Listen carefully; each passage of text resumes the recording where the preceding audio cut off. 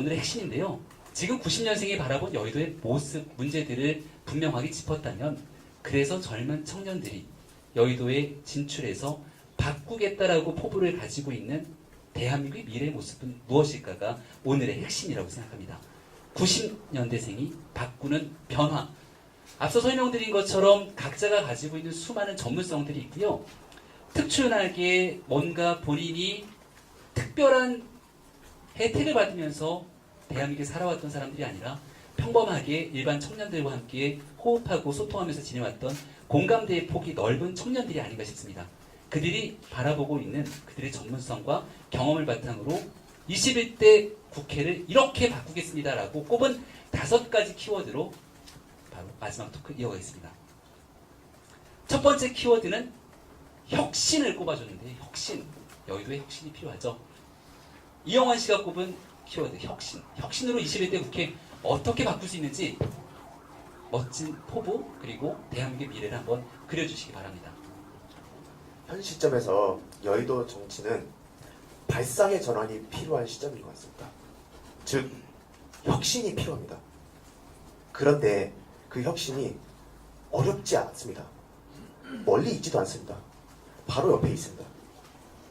첫 번째로 저는 청년들이 스스로 일자리를 창출할 수 있는 스타트업 혁신에 뛰고 싶습니다.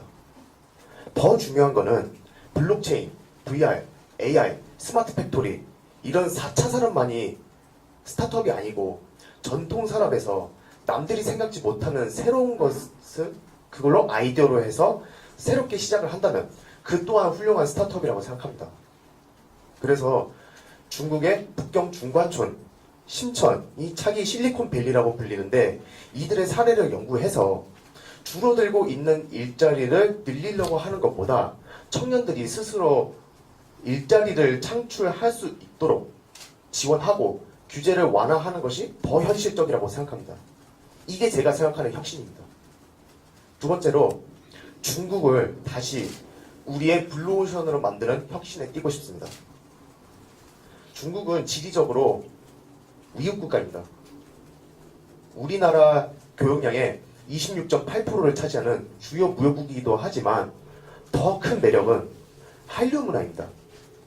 최근 중국 칭다오에서 한국 가수들이 팬사인회, 팬미팅이 이어지고 있는데 중국 칭다오를 계기로 한중, K-POP 글로벌 문화 교류가 더 활성화될 것이라 보면서 한중 K-POP 인재 양성 오디션 프로그램 추진과 한중 합작 엔터테인먼트 아카데미 설립 등 한한령으로 인해 중단되었던 모든 공연과 프로그램들을 다시 되살리고 더 나아가서 국내 청년 유튜버, 인플루언서들이 중국과 협업을 할 수 있는 기회를 많이 제공해서 한류 문화의 꽃을 다시 피울 수 있도록 적극 지원이 필요합니다.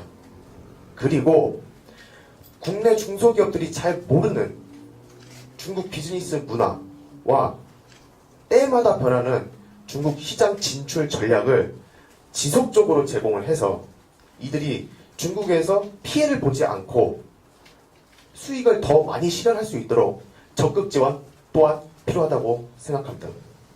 중국 북경대학교에서 수학을 했죠. 중국에 관련된 굉장히 많은 그런 경험들을 쏟아내고자 하는 노력들이 있다 생각이 되는데요.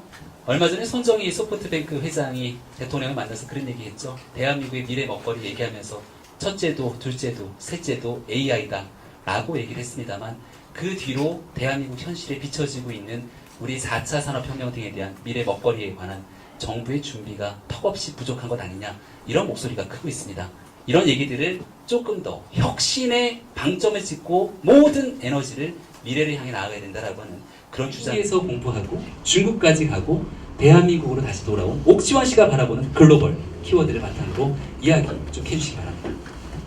네, 오랜 시간 유학을 하고 우리나라에 돌아와서 저를 포함한 2030 세대 청년들의 삶으로 들어와 보니 합리적이지 않은 점들이 선명하게 보이고 민감하게 느껴졌던 것 같아요. 그래서 취업, 주거, 생활에서 하나씩만 예를 들면 취업 같은 경우 많은 청년들이 준비하는 공시가 1년에 걸쳐서 이제 진행이 되는데 1차나 2차에서 떨어질 경우 완전히 다음 해에 다시 계약을 해야 되는, 그래서 개인의 기회 비용이 너무 크다는 점입니다. 그래서 공무원도 그리고 기업에서도 신입사원을 상시 채용하는 방식으로 간다면 어떨까 생각을 해봤고요. 주거와 같은 경우에는 청년 1인 가구가 요즘 이제 트렌드인데 우리나라는 이제 외국과 달리 보증금이 굉장히 목돈이 필요합니다. 외국 같은 경우에는 월세 2달치만 있으면 되는데 우리나라는 1,000만 원 이상의 경우가 부지기수입니다. 그래서 이제 청년들의 독립이 원활하게 이루어지지 않고 있는데 이런 점을 우리 여의도에서 보증금을 좀 낮춰주는 식으로 좀 바꿀 수 있다면 어떨까 생각해봤고요. 마지막으로는 여성의 옷 사이즈에도 문제가 많은 것 같더라고요. 우리 청년 여성들의 몸은 서구화되었습니다. 그런데 기존 이제 5566 사이즈는 1980년대 여성 신체 사이즈, 특히 155cm의 여성을 기준으로 만들어진 사이즈입니다. 그래서 청년 여성들의 몸을 전혀 반영하고 있지 못해요. 그래서 이런 세 가지를 전부 봤을 때 우리 2030 세대들은 이미 사고와 몸이 너무 많이 변해 있는데 한국 사회 제도는 너무 오래전에 머물러 있는 느낌이에요. 그래서 이런 부분에 업데이트가 필요한 것 같고 저는 청년들의 일상에서의 불합리와 그런 불편을 없애주어서 삶의 질을 높여주고 싶습니다. 네, 불합리한 채용, 주거, 취업, 생활 모든 영역에 이르기까지 이런 얘기들을 외국 서구의 여러 국가들과 비교 분석해서 대한민국 정책을 바꾸고 싶다 이런 포부를 들어봤고요. 세 번째 키워드는 돋보기입니다. 돋보기. 약간 저도 처음에 돋보기라 해서 무슨 뜻인지 궁금했는데 강희정 씨가 직접 한번 설명해 주시죠. 돋보기라고 하는 키워드를 뽑았습니다. 예, 일단 제가 그 서두에서도 밝혔다시피 그 불편이라는 정치권의 불편이라는 인식을 적극적으로 발견해 나가는 노력이 중요하기 때문에 이렇게 잘게 쪼개서 보는 연습이 필요하다. 그에 따라서 가장 적절한 도구가 뭐가 있을까 생각을 해보니 돋보기가 떠올랐고요. 일단 저는 만약에 여의도에서 봉사를 한다면은 띄고 싶은 파트는 뭐 요새 많은 청년들이 공감하고 있는 그 주거 문제, 그다음에 제 커리어의 어떤 연장이 될 수 있는 벤처 투자 및 스타트업을 육성하는 방향으로 만약에 뭐 제가 그렇게 거치고 하고 된다면요. 근데 제가 사실 외람된 말씀이지만 이런 말씀 드릴지 모르겠는데 제가 요새 최근에 7년 만난 여자친구가 있다가 헤어졌어요. 어떻게 보면 결혼까지 생각했던 친구인데 실패한 거잖아요. 근데 이제 올해 만나고 지금 제 나이 30인데 지금 제가 굉장히 많이 고민한 사회 구조적 현상, 그 문제의 단면은 일단은 결혼을 하기 위해서 조사를 해보니까 토탈 2억 3천만 원이 들어가더라고요. 근데 만약에 200만 원씩 세이브를 한다라고 보세요. 그럼 7,400만 원밖에 안 돼요. 이제 부동산을 구입하는 거는 택도 없고 그래서 그리고 또 본 게 작년에만 결혼한 쌍이 24만 쌍이고 이혼한 쌍이 11만 쌍이에요. 대부분 성격 문제라고 그러는데 저는 그렇게 이혼한 그게 성격 문제라 그러면 저는 그렇게 보지 않거든요. 뭐 금전적인 여유와 사회적인 지위가 확보가 되면은 성격은 자연히 좋아져요. 네. 부분은 그냥 사적인 그냥 예. 섞인 발언으로 예. 지나가도록 하겠습니다. 그래서 일단 그런 고민들이 있고 그리고 그러니까 청년들이 그 미래에 굉장히 어두운 전망을 나타내고 있는 부분 중에 하나는 이제 저희 관점인데 결국에는 노후에 국민연금이라는 어떤 사회보장제도에 기대게 되잖아요. 근데 제가 봤었을 때는 이 국민연금 연간 수익률이 2%에서 3%가 유지가 돼야 되거든요. 인플레이션도 있고. 근데 1.7%밖에 안 돼요. 그러니까 저희가 정년 퇴임했을 때는 이걸 받을 수 없고 지금 열과 성을 다해서 일은 하지만은 미래가 보장되어 있지 않은 거예요. 그러니까 욜로 열풍이 불고 나 혼자 잘 먹고 잘 살지. 난 혼자 살아도 괜찮아. 예, 그런 문제의식이 팽배한 것 같고요. 저는 이제 근본적인 대안으로서 이런 문제를 해결하려면 저렴한 가격의 주택 공급이 원활해야 된다고 봐요. 지금 독일이나 일부 유럽 국가들을 보면은 쉐어하우스가 굉장히 각광을 받고 있어요. 그리고 그 정부가 택지나 부동산을 매입을 해서 저렴한 가격에 청년들에게 공급을 해줘요. 일단은 자기의 밑바탕 되는 생존, 거주 환경이 확보가 돼야지만은 뭔가 조금 희망찬 미래를 내다볼 수 있을 텐데, 굉장히 뭐 청년 입장에서 뭐 공감을 하실지는 잘 모르겠지만은, 예, 뭐 이 섹션이 시간이 굉장히 짧은 걸로 알고 있는데 이 정도로 제 의견을 좀 정리해서 말씀드리겠습니다. 감사합니다. 짧게 요약하면은 우리 강희정 씨가 최근에 겪었던 실연의 아픔을 바탕으로 보건데, 주거를 안정적으로 살 수 없게 만드는 국가라면 이 실연의 아픔 또한 우리 강희정 씨가 이렇게 여러 사람들 앞에서 공개적으로 얘기할 수밖에 없는 것 아니냐. 제가 아이가 셋입니다. 청년들이 주거 문제 얘기하지만 결혼하고 애를 한 명 한 명 낳을 때마다 그 비용들은 훨씬 더 많이 부담이 될 수밖에 없는 건데요. 이렇게 청년들이 결혼할 수 있는 주거 환경, 애 낳고 정말로 아이 낳기 정말 좋은 대한민국 말기 위한 노력들, 이런 부분들을 해결해주는 가장 근본적인 곳이 정치가 돼야 된다, 이런 얘기를 하고 있다 생각을 합니다. 아주 중요한 얘기를 해줬고요. 네 번째 키워드는 최현석 씨가 꼽았죠? 네, 모두가 다 알고 있는 것처럼 청년 농부를 꼽았습니다. 네, 오늘 계속 청년 농부만 얘기해서 좀 재미가 없으실 것 같은데, 제 전공이 그쪽이어가지고 저는 그쪽에 맞는 말씀만 드리겠습니다. 뭐 아까도 말씀드렸다시피 이번 정권 들어서 뭐 많은 정책들이 많이 나오고 있습니다. 청년 귀농인뿐만 아니라 우리 평범한 이제 5, 60대 이제 은퇴 후 귀농을 이제 원하시는 분들을 위한 많은 정책들이 있습니다. 실예로 농식품부에서 지정해준 몇몇 교육기관들이 있습니다. 그 교육기관에서 일정 시간의 교육 시간을 수료하고, 그리고 이제 기타 신용평가를 한 뒤 이제 최대 3억 원이라는 돈을 대출해주는 경우와, 그리고 이제 차등 이제 연간 월별로 100만 원, 90만 원, 80만 원씩 이렇게 월별로 이렇게 차등 3년 동안 지급해주는 보조금 형식의 그런 정책이 있습니다. 근데 여기 혹시 농사를 지어보셨거나 어디 뭐 농사를 지으실 예정이거나 뭐 그런 경험이 조금이라도 있으신 분들은 아실 겁니다. 이 3억이라는 돈으로는 이 농사를 절대 지을 수가 없어요. 농사야 지을 수 있죠. 근데 내가 먹고 살 농사 말고 이윤을 창출할 수 있는 농사를 지을 수가 없습니다. 토지 구입하고 뭐하고 조그마한 트럭이라도 사야 되는데, 그럼 결국엔 내가 들어갈 조그마한 집도 구할 수가 없습니다. 3억이라는 돈으로. 근데 많은 청년들이 잘 모르고, 사실 저희 나이 때 3억 줄 테니까 밑에 내려가서 농사 지어 그러면은 욱 하고 내려갑니다. 심사 기준도 그렇게 까다로운 편도 아니고 청년 주거 대출 받는 것보다 더 간단해요. 제가 경험을 해봐서 압니다. 이렇게 쉽게 돈을 주나? 그럴 정도로.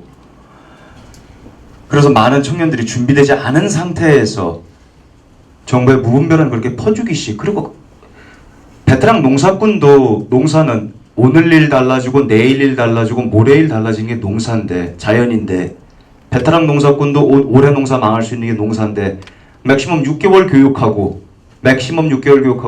발이랑 손에 흙 한 번 안 묻혀본 청년들이 귀농을 해서 전국에는 뭐 본인들이 원하지 않았던 정말 가슴 아픈 결말을 맺는 게 지금 대한민국 귀농 정책, 특히 청년 귀농 정책의 현실입니다. 농업 선진국의 예를 이제 잠깐 듣게 되면은 이제 덴마크나 이스라엘, 그리고 이제 노르웨이, 스웨덴 같이 네덜란드, 이런 국가에서는 농민 인증제라는 것을 실시합니다. 기존에 있었던 농사꾼 말고 새롭게 농업을 준비하는 그런 뭐 청년이 됐든 누가 됐든지 간에 농사꾼을 준비하는 그런 사람들에게 농민 인증제라는 것을 하는데, 아주 까다로워요. 아무나 될 수 있는 게 아니에요. 꼴랑 6개월 1년 사이에 할 수 있는 것도 아니고 정부 차원에서 많은 지원과 교육이 들어가는 사업입니다. 그렇지만 우리 지금 대한민국 현재 이번 정권은 마치 뭐 이렇게 자 3억 줄 테니까 내려가 살아, 그것도 부족하면 우리가 100만 원씩 90만 원씩 80만 원씩 용돈 줄게. 그게 우리 청년들이 망각하고 있는 게 그거 갚아야 될 대출금입니다. 이자가 낮아서 그렇지 만기가 돌아오면은 갚아야 될 대출금입니다. 결국 그 대출금 못 갚고 다시 도시로, 다시 서울로 올라오는 그런 참 가슴 아픈 경우가 많습니다. 현실성 있는 정책과 무분별한 터주기식 지원 사업이 아닌 제대로 된 실효성 있는 교육, 해외 탐방 등을 통해서 우리 청년, 더 나아가 우리 귀농을 꿈꾸는 모든 미래 농사꾼들이 이렇게 행복해질 수 있고 또 그들이 원하는 바를 이룰 수 있는 그런 정책을 꼭 만들고 싶습니다. 감사합니다. 네, 큰 박수 부탁드리고 청년들이 오시간에 농촌에서도 희망을 찾을 수 있는 국가가 된다면 그렇게 전체적인 균형 발전으로 대한민국이 성장할 수 있으면 얼마나 좋을까라고 하는 생각이 들었는데 그런 일들을 위해서 묵묵히 노력하고 있고 거기에 대한 여러 가지 생각들을 갖고 있기 때문에 이러한 내용들이 21대 국회 미래 대한민국에서는 폭넓게 퍼져나가기를 기대해봅니다. 마지막 키워드는 제가 제일 좋아하는 단어입니다. 그리고 우리 정치권에 꼭 필요한 단어고요. 공감입니다. 이민국 씨가 얘기하고 있는 공감은 무엇인지 들어보도록 하겠습니다. 네. 기성정치가 청년 세대에게 공감을 사지 못하고 있다는 사실은 모두들 아실 거라고 생각합니다. 누군가에게 공감을 사려면 그들의 언어로 그들이 원하는 얘기를 해줘야 공감을 살 수 있는 거겠죠. 하지만 기성정치에서 그게 이루어지지 못하고 있는 이유는 이념으로 소통하고 있기 때문입니다. 청년들과 소통을 하고 청년들의 공감을 사기 위해서는 이념이 아닌 이슈로 소통을 해야 합니다. 그들에게 이념은 사실 중요하지 않습니다. 청년들은 당면한 이슈에 의해서 움직입니다.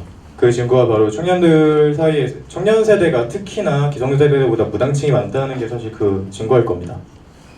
그리고 그 이슈들 중에서도 가장 청년들에게 시급한 이슈라고 하면은 아마도 취업과 창업이라는 일자리 이슈일 겁니다. 청년들과 소통하고자 하는 당이면 일자리 문제에 혼신의 노력을 다 해야겠죠. 그리고 실제로 국회뿐만이 아니고 정부 차원에서도 이런 일자리 이슈를 해결하기 위해서 정말 많은 노력들을 기울여 왔습니다. 하지만 불행하게도 저희 당사자인 청년 세대 입장에서는 사실 실효성 있는 정책은 거의 없었습니다. 제 경우만 해도 이제 저는 1년 반 동안 취업 준비 생활을 했었고 다행스럽게도 좋은 기업에 들어가서 근무를 하게 됐습니다. 그리고 이후에 또 창업에 도전을 하게 되면서 정부 지원 사업에도 지원을 하게 됐고 창업 관련된 여러 정책들을 몸으로 접해왔습니다. 근데 그 과정에선 굉장히 많이 느꼈던 것은 이들이 말하는 이제 취업 지원이라는 것, 창업 지원이라는 것이 과연 나를 위한 것이 맞나? 말로는 나를 위한 것이라고 말을 해서 갔는데 정작 저를 위한 것들은 없더라고요. 그래서 이런 청년들이 공감할 수 없는 정책은 이제 그만둬야 한다고 보고 이렇게 청년들의 공감을 사기 위해서 노력을 많이 해야 되는데 지금까지 그런 노력들이 성공하지 못했던 이유의 근본적인 원인은 저는 청년들의 문제를 진짜 청년들의 문제를 정확하게 청취할 수 있는 창구가 부재했기 때문이라고 생각을 합니다. 그리고 여기 있는 이제 청년 세대들의 역할도 그 창구의 역할을 수행하는 것이라고 생각을 하고요. 그 방안 중에 하나로서 이제 사회에 있는 전문 직업단체, 의사협회라든지 이런 단체들처럼 청년 이슈들을 전문적으로 다룰 수 있는 이제 단체를 활성화시켜서 이런 이슈를 끊임없이 다루는 것도 하나의 방안이 될 거라고 생각을 합니다. 그리고 이런 방법들을 통해 청년들의 공감을 살 수 있는 그들의 진짜 목소리가 들어간 그들의 삶을 개선할 수 있는 정책을 한번 만들어 보고 싶습니다. 우리 민국 씨랑 얘기를 해보니까 그래서 그 청년들이 가지고 있는 보편적인 공감대를 형성하기 위해 제일 중요한 문제가 뭐야? 라고 물어보니 제일 첫 번째로 끄집어냈던 얘기가 결국은 일자리 얘기더라고요. 일자리 대통령이 되겠다 약속도 했고 정말 대한민국 사회에서 수많은 일자리를 약속했지만 현재 청년들이 바라보고 있는 대한민국의 현실이 그렇지 않은 것 같아서 굉장히 안타깝습니다. 이러한 보편적인 청년들이 가지고 있는 아픔, 일자리, 주거, 생활에 관련된 여러 가지 문제들을 꼭 해결했으면 좋겠다라고 하는 얘기들을 쏟아내신 것 같고요. 21대 국회에서는 이런 모든 목소리들이 좀 담아내서 보다 청년들의 마음들을 흡족하게 만드는 정치가 되면 어떨까라는 생각이 듭니다. 여기 계신 기자분들이 혹시 궁금해 하실지도 모르겠습니다. 여기 있는 청년 다 21대 총선에 출마합니까? 이렇게 물으실 것 같기도 하고 출마해서 성공할 수 있겠냐 또 물으시는 분들도 있을 것 같은데요. 오늘 염동열 인재영입위원장님 그리고 황교안 대표님과 긴밀하게 이야기하면서 이야기를 나눴던 분들은 오늘이 청년 정치의 시작이다라는 얘기를 제가 들었습니다. 정말 청년들이 선거 때마다 가서 선거라서 청년들이 필요하니까 그때 청년들을 부르는 여의도 정치 이제는 그만하자.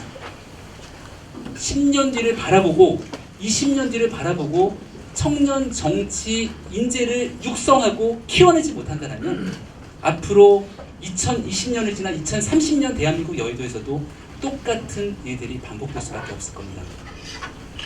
일본의 마스시다 정경숙을 비롯한 해외 유수의 청년 정치 인재 육성이 필요하다고 수많은 사람들이 목놓아 얘기했습니다만 대한민국 여의도 정치권에는 이런 청년 정치 인재를 육성할 수 있는 기관과 시스템이 사실상 전무한 것이 아닌가 싶습니다. 물론 정치 학교 등에 대한 여러 가지 아카데미성 프로그램들이 있긴 합니다만은 여기에 대해서는 하나의 프로그램으로 진행이 됐던 것일 뿐 영속적으로 이 청년 인재들이 성장하고 커나갈 수 있도록 하게 되는 제도적 뒷받침이 사실상 대한민국 여의도에 찾아볼 수 없었던 것이 자금 청년 인재를 육성하지 못했던 그 시작이 아닌가 싶습니다.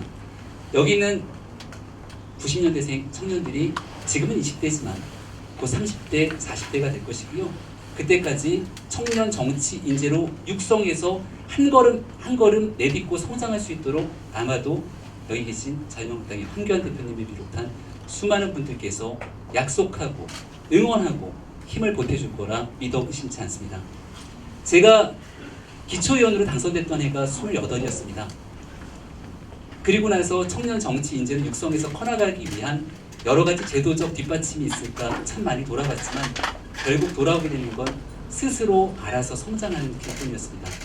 그렇게 한 10년이 지난 기간 동안 여러 가지 일들을 하고 언론에서 소통도 해가면서 사람들과 같이 공감하면서 정치적 역량들을 조금 키워보지 않았을까 싶은데요. 제가 지난 10년 동안 경험하고 겪었던 시행착오를 이 후배들이 겪지 않았으면 좋겠습니다. 그렇게 성장한 청년들이 2022년 지방선거에는 정말로 멋지게 준비된 청년 인재들이 전국을 누빌 것이고 2024년 총선에는 그리고 그 뒤에 있게 되는 대한민국 정치권의 젊은 청년 인재들이 자유한국당을 중심으로 넘쳐날 것을 약속할 수 있는 그날이 기대해봅니다. 그럼 이렇게 젊은 청년 인재들을 뜨겁게 환영해주는 의미에서 황교안 대표님 격려 말씀 듣도록 하겠습니다. 격려 말씀 전에 대표님께서 꽃다발 목도리 수여식을 일단 닫고 격려 말씀 드리도록 하겠습니다.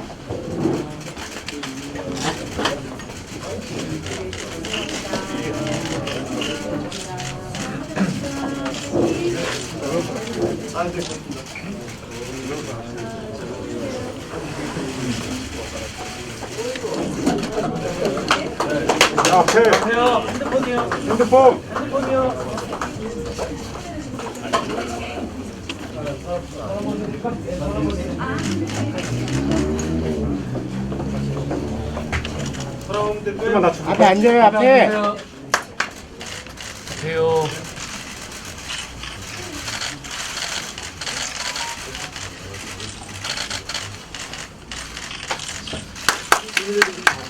네, 큰 박수 부탁드립니다. 네, 이어서 황교안 당 대표님의 환영과 격려의 말씀을 듣도록 하겠습니다. 네덜란드에 갔더니 사람들이 다 키가 커가지고 전부 이런 의자들을 다 쓰더라고요. 오늘 아주 좋은 얘기를 정말 많이 들었습니다. 그리고 지금 5분이 말씀하신 이야기들은 사실은 제가 오래전부터 꿈꿔왔던 그런 내일이기도 합니다. 제가 당에 들어와서 지금 1년 딱 됐는데 8월인가 9월인가 8월 9월 그 경에 우리 당이 청년 친화정당이 좀 되어야 되겠다. 이런 이야기를 했습니다. 갑자기 생각한 것이 아니고 청년들이 없으면 결국 당의 미래가 없는 거 아니냐 이런 생각을 가지고 제가 그런 일들을 추진했었고 또 청년 부대변인 당에는 이제 대변인들이 있죠. 대변인들이 있는데 청년들이 할 수 있는 공간이 별로 많지 않아서 청년 부대변인 제도를 만들었어요. 10명을 모집하겠다고 했는데 66명이 지원을 했습니다. 그중에 선발해서 10명이 지금 우리 당에서 청년 부대변인으로 그렇게 일을 하고 있습니다. 그리고 당에 들어와서 여의도 연구원 부원장으로도 또 청년 임명하고 또 제 당 대표의 특보로도 청년을 임명하기도 했고 또 각 대학에 우리 자유한국당 지부, 각 대학 지부들을 만들기도 했고 지금 아마 한 70여 군데가 있을 거예요. 그렇게 좀 젊은 이들이 모여드는 정당이 되게 하기 위해서 노력을 했는데 그런 부분들에 아직 충분한 반영이 안 돼서 여러분들의 아쉬운 소리를 할 수밖에 없는 이런 상황이 된 것 같습니다. 어제 제 3기 자유한국당 청년 정치 아카데미 Q 졸업식이 있었습니다. 그러니까 1기, 2기, 3기째인데 각 30여 명이 도전해가지고 제 기억으로는 다 수료하거나 아니면 3기 때는 한 명이 빠져서 29명이 수료를 하는 것 같더라고요. 바꿔 말하면 굉장히 참여도가 높고 그래서 또 졸업도 잘 할 수 있게 되었다라고 하는 거고 우리 의견들을 들어보면 교육 내용이 굉장히 좋다고 그래요. 예를 들어서 청년 정치 아카데미 Q 이거는 대선을 이번에 총선을 위한 것도 아니고 대선을 위한 것도 아니거든요. 청년 그 자체를 정치인으로 키워가는 양성해가는 이런 과정인 것입니다. 그래서 늘 우리 이제 자유한국당이나 또 다른 정당도 마찬가지입니다만은 청년들을 한번 쓰고 필요할 때 한번 쓰고 버리는 그런 일회용으로 그래 쓰고 있다는 말을 들으면서 정말 가슴 아팠습니다.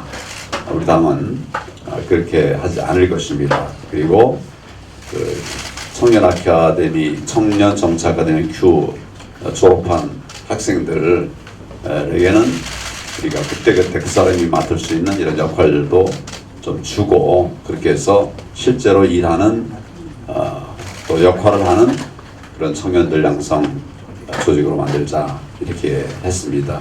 3기 마치고 나니까 이제 90여 명 이렇게 졸업을 했기 때문에 한 달 이내에 우리 한번 총회를 하자. 그래서 동창회도 만들고 그래야 지속 가능성이 있죠. 그렇게 좀 하자고 그랬는데 우리 신보라 최고위원 그렇게 잘 해주시겠습니까? 네. 우리 당은 과거에는 청년들과 좀 가까이 하기 어려운 청년들이 들어오기 어려운 그런 정당이었습니다. 이제는 변화해 가고 있습니다. 청년 친화 정당을 만들기 위해서 노력을 하고 있고 또 제가 제일 많이 챙기는 일 중에 하나가 청년입니다. 우리 신보라 최고위원이 나 때문에 스트레스 굉장히 많이 받습니다. 그런데 그렇게 함으로써 우리가 이제 한 걸음 한 걸음 바뀌어가고 오늘 이런 행사를 갖게 된 것도 갑자기 생긴 것이 아니죠.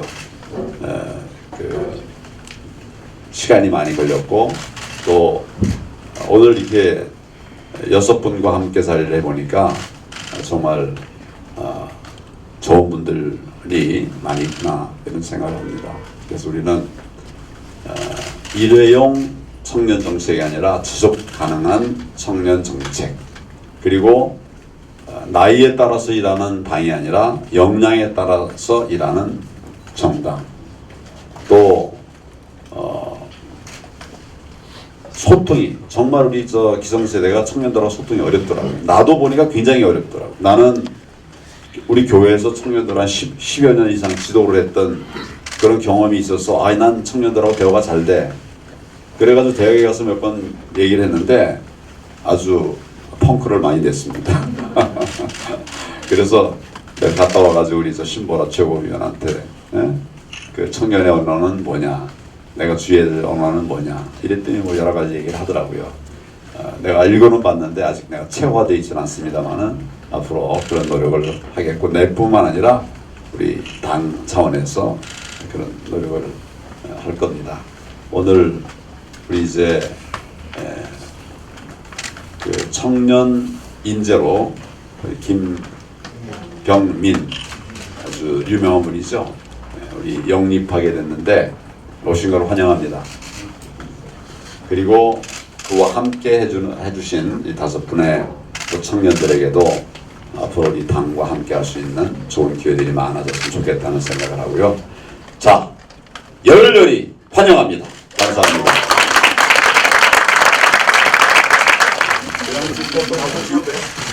네, 청년! 예! 우리의 꿈이다! 청년이! 미래다! 네, 청년이! 미래다! 미래다! 미래다!